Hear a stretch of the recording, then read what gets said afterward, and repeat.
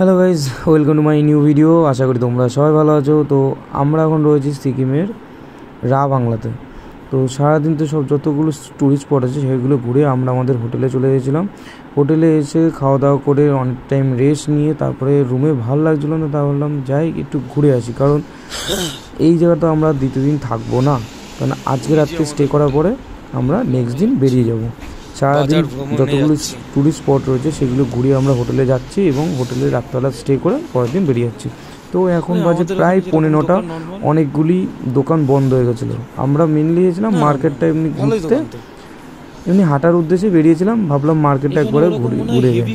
তো রা বাংলা দেখতে পাচ্ছ বেশি এখন দোকানপাট খোলা নেই, কারণ 9:45 সময় এখানে দোকান বন্ধ হয়ে যায়। কিছু কিছু দোকান খোলা ছিল, আর এখানে ভাই ফাস্টফুডটা পাওয়া যায় না। আমরা সেটা প্রথমে দেখছিলাম যে ফাস্টফুড একদমই নেই।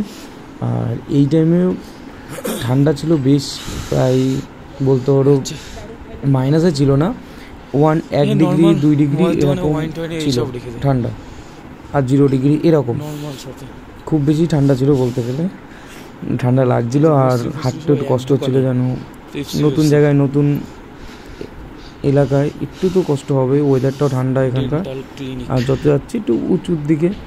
আর সাইডে 2-একটা দোকানপাটও দেখতে পাচ্ছিলাম, কিছু ওয়াইন টোয়াইনেরও দোকান ছিল এখানে বেশ অনেকগুলো।